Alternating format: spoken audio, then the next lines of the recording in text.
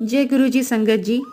संगत जी, ये बात बिल्कुल सही है कि जब परिवार का कोई एक सदस्य गुरु जी के साथ जुड़ जाता है तो गुरु जी की असीम कृपा सिर्फ उस सदस्य पर नहीं होती बल्कि परिवार के सभी सदस्यों पर अपने आप होने लगती है। और यही हम इस सत्संग से जानेंगे। बहुत ही प्यारा सत्संग है कि कैसे गुरु जी की असीम कृपा बच्चों पर अपने आप होने लगती है, जबकि बच्चे चाहे उनसे मिलें या ना मिलें। आइए सत्संग शुरू करते हैं।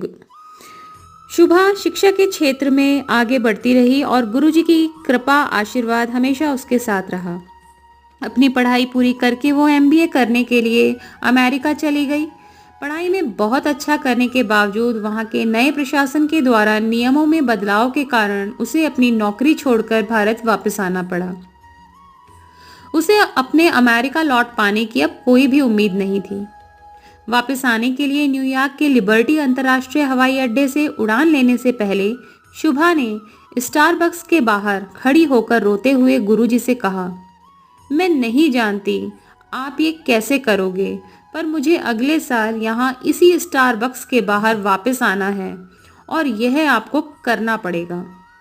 ये प्रार्थना नहीं, अपने गुरु के सामने मानो जिद करने जैसा था, जिसे एक बच्चा अपनी माँ से जिद करता है। भक्त भी कर सकते हैं और गुरुजी इसका बुरा भी नहीं मानते। शुभा बहुत ही उदास मन से भारत लौट आई। उसने यहाँ आकर अमेरिका में पीएचडी की पढ़ाई के लिए बहुत से विश्वविद्यालयों में फॉर्म भरे, पर कोई नतीजा नहीं मिला क्योंकि दाखिले के लिए फॉर्म सर्दियों में ही भरे जा चुके थे और अभी अप्रैल का महीना था। एक बार फिर गुरुजी की मेहर ने काम किया। कोई भी उम्मीद ना होते हुए एक दिन अचानक अमेरिका से एक विश्वविद्यालय से शुभा को फोन आया, यह पूछने के लिए कि क्या वो पीएचडी पाठ्यक्रम में प्रवेश लेना चाहेगी।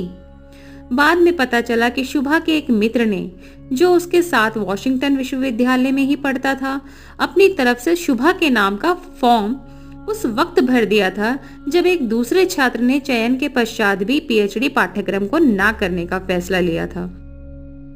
शुभा ने पहले साक्षात्कार की औपचारिकता को फोन पर पूरा किया और विश्वविद्यालय की ओर से उसे आने के लिए हवाई टिकट भेज दी गई।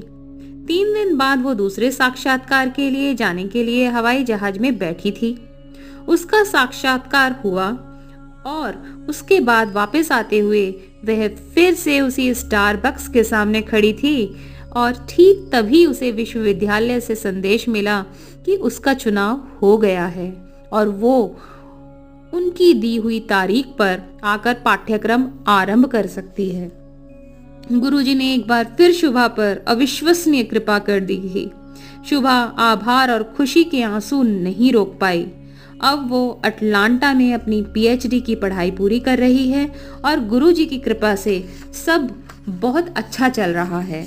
जिस निराशा का उसने सामना किया, उस निराशा ने उसके विश्वास और श्रद्धा को एक नई प्रेरणा और हिम्मत दी थी। याद रखने वाली सबसे महत्वपूर्ण बात यह है कि जिंदगी में उतार चढ़ाव तो आएंगे, लेकिन गुरुजी हमेशा हमारा हाथ थामे हमारे साथ चलेंगे।